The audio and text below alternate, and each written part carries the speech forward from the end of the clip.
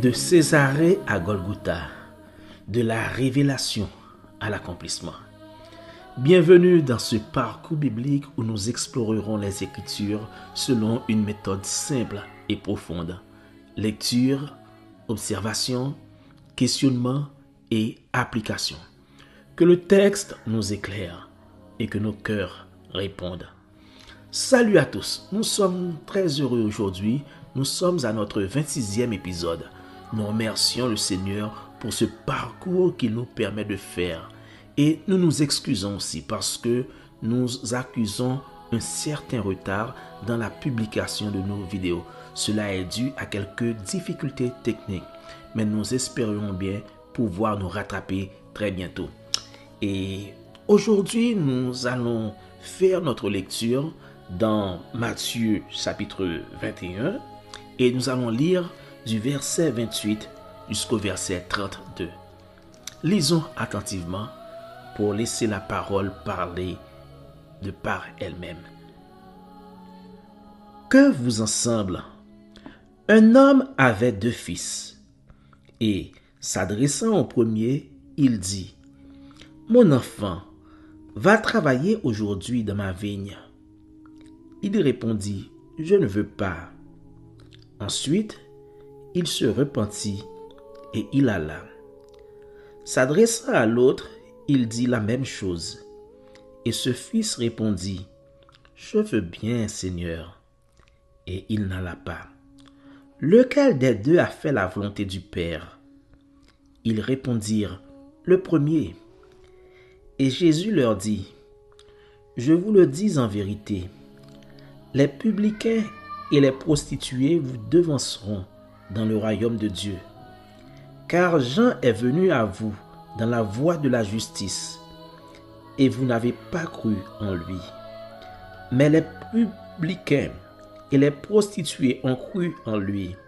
Et vous, qui avez vu cela, vous ne vous êtes pas ensuite repentis pour croire en lui. Amen.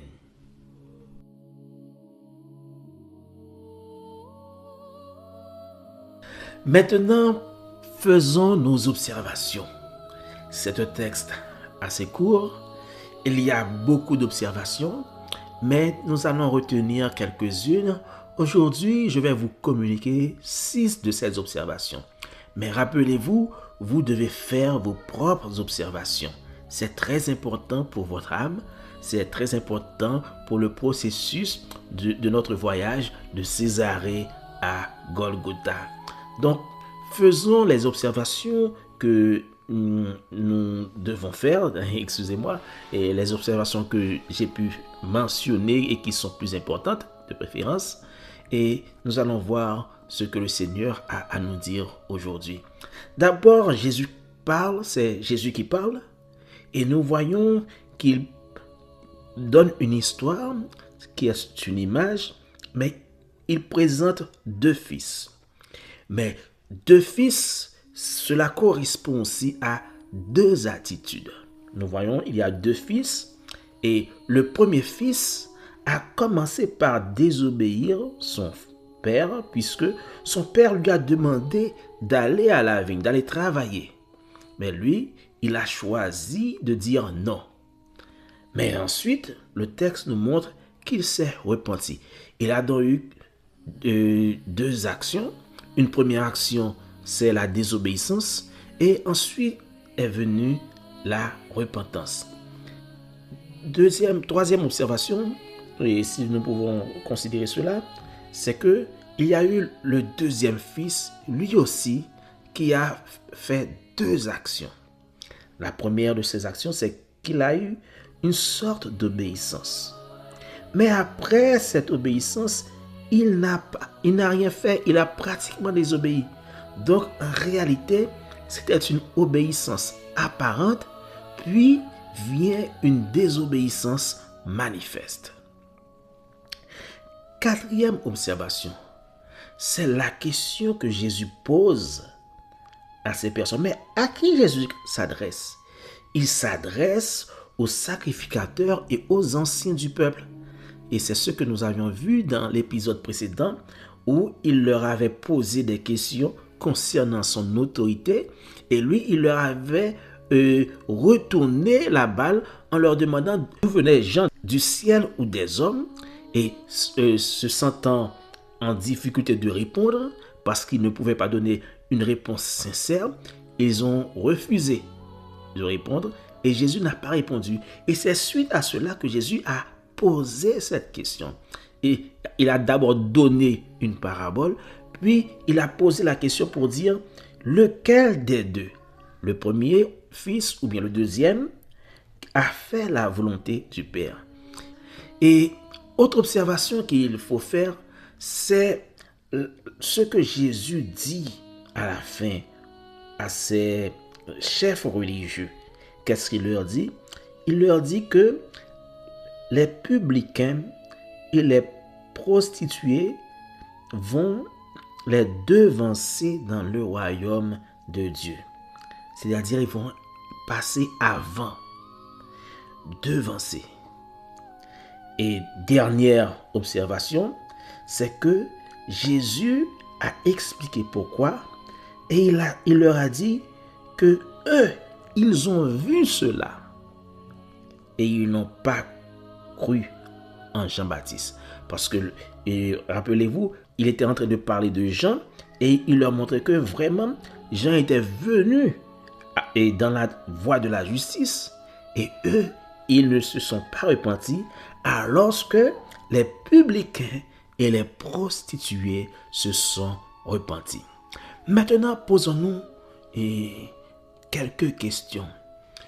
Comment peut-on comprendre cette parabole que Jésus donne alors qu'il est en train de confronter les chefs religieux? Il est obligé de leur donner une parabole pour qu'ils puissent avoir une image de ce qui va leur arriver. Et Jésus, dans ses enseignements, il utilise souvent des images, il utilise souvent des paraboles. Ici, il a présenté une parabole de deux fils qui correspond à deux attitudes. Une attitude marquée par une désobéissance formelle suivie d'une repentance. Et c'est pratiquement cette option-là que les chefs religieux ont admis qui est la meilleure. Et il y a une deuxième attitude qui est une obéissance apparente suivie d'une désobéissance manifeste.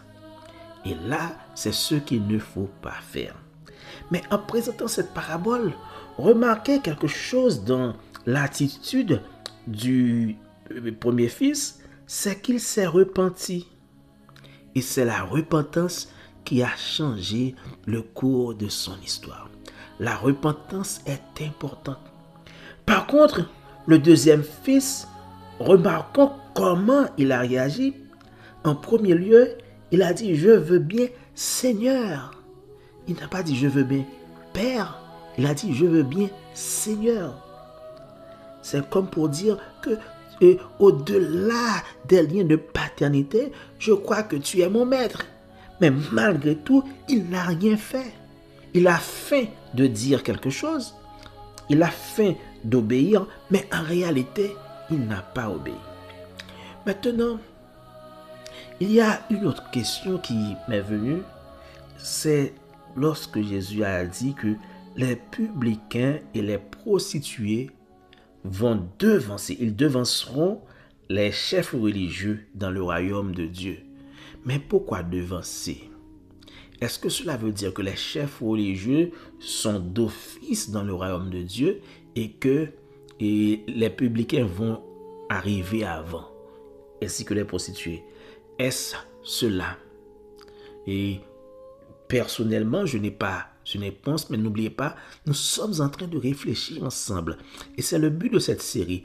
Et on n'a pas toujours toutes les réponses, mais il faut réfléchir pour voir qu'est-ce que le Seigneur veut dire. Pourquoi devancer? Est-ce qu'ils vont arriver eux aussi? Ou bien, est-ce que cela veut dire qu'il y a quelques des chefs religieux? Ou bien, est-ce que c'est tous les chefs religieux qui seront devancés? Alors, pendant que vous posez cette question, soulignez ce mot et regardez ce que cela peut dire pour vous. c'est très important de faire ces genres de remarques, d'avoir une sorte de curiosité pour découvrir des nuances. Parce que lorsque Jésus a dit devancer, il met une nuance dans ce qu'il dit. Il n'est pas catégorique, il ne les rejette pas. Et rappelez-vous, cela exprime aussi la façon dont Jésus lui-même, il voit les gens, malgré qu'ils sont dans l'erreur, mais il met toujours de la nuance quand c'est nécessaire, parce qu'il y a certains qu'il aimerait rattraper. Il y a des occasions où il est très tranchant, mais dans certains cas, il est nuancé dans ses réponses. Et finalement, une autre question que l'on peut voir, c'est lorsqu'il dit, et vous qui avez vu cela, vous qui avez vu quoi? Il a dit cela. Que remplace cela? Que remplace ce pronom? Est-ce qu'il remplace Jean qui est venu dans la voie de la justice? Ou bien est-ce que cela a rapport aux publicains et aux prostituées qui ont cru en Jean? Alors cela peut être les deux aussi. Parce que quand Jean est venu à eux dans la voie de la justice, les publicains et les prostituées ont cru, eux, ils devaient aussi avoir une réaction puisqu'ils ont vu que les publicains et les prostituées ont fait une action. Donc ce pronom-là, il peut remplacer toute la première partie du verset. Il peut remplacer non seulement la venue de Jean dans la voie de la justice, mais aussi le fait que les publicains et les prostituées ont cru en lui. Mais ce que Jésus a dit qui est essentiel, c'est qu'ils ne se sont pas repentis pour croire. Et c'est là le plus gros problème. Donc, frères et sœurs, la leçon que nous pouvons tirer de tout cela, c'est l'attitude de repentance que nous devons avoir. Est-ce que vous avez une attitude de repentance? Vous êtes-vous repenti de vos mauvaises œuvres? Vous êtes-vous repenti de votre désobéissance à la parole de Dieu? Jésus aimerait que chaque personne qui écoute sa parole, mais chaque personne qui est en contact avec lui, que cette personne-là puisse se repentir. Regardez l'image du premier fils. Il a été dans une désobéissance formelle, mais après, il s'est repenti. Et c'est ce qui fait que son attitude est la meilleure. Quelle attitude avons-nous lorsque nous péchons? Est-ce que nous préférons nous endurcir ou bien nous nous soumettons à Dieu pour nous repentir et demander pardon? Frères et sœurs, nous devons considérer la repentance à chaque fois que nous nous sentons coupables de quelque chose. À chaque fois que nous regardons notre attitude, notre état, nous devons adopter la repentance. Nous devons nous repentir de nos mauvaises actions. Donc, frères et sœurs, il nous faut penser mûrement à nos actions et à nous repentir, parce que le chemin qui mène à Golgotha passe par la repentance. Oui, le chemin qui mène à Golgotha passe par la repentance. Si vous ne vous repentez pas, vous ne pourrez pas arriver au royaume de Dieu. Et comme Jésus l'avait dit, et aux chefs religieux, les publicains, les prostituées, les gens de mauvaise vie, peut-être les personnes qui sont considérées immorales, ou bien les personnes qui ont été méprisées, parce que les publicains ont été méprisés par la société. Les prostituées, c'était des personnes immorales, mais les publicains, ils étaient considérés comme des traîtres. Alors même eux, ils peuvent arriver dans le royaume de Dieu. Et s'il n'y a pas de repentance, nous pouvons aller à l'église chaque jour. Nous pouvons lever les mains et chaque jour chanter des morceaux d'adoration, mais réciter des versets bibliques. Cela ne veut rien dire si cela n'a pas rapport à une vraie repentance. Ayons un cœur contrit et repentant pour s'approcher de Jésus et pour continuer notre marche vers Golgotha. Prions le Seigneur. Seigneur éternel, notre Dieu, notre roi, nous t'exaltons, ô Dieu très haut, parce que tu es grand. Merci Seigneur, parce que c'est toi qui nous as créés. Merci Seigneur, parce que souvent nous n'agissons pas selon ta volonté et nous te demandons pardon Seigneur. Pardonne-nous nos péchés. Pardonne-nous notre rébellion. Nous voulons nous repentir aujourd'hui. Touche nos cœurs, Seigneur, afin que nous soyons ouverts à ta parole et que nous marchions désormais selon ta volonté. Donne-nous de comprendre cette parabole et donne-nous surtout de l'appliquer dans nos vies. C'est cette prière que nous t'adressons au nom de Jésus qui vit et qui règne au siècle des siècles. Amen. Amen. Merci. Nous souhaitons que vous avez été bénis. Et si tel est le cas, n'oubliez pas de liker la vidéo, de la partager avec quelqu'un. Et si ce n'est pas encore fait, abonnez-vous à cette chaîne et nous vous donnons rendez-vous pour le prochain épisode, le 27e. Que le Seigneur vous bénisse. N'oubliez surtout pas, le chemin qui mène à Golgotha passe par la repentance. Que le Seigneur vous bénisse.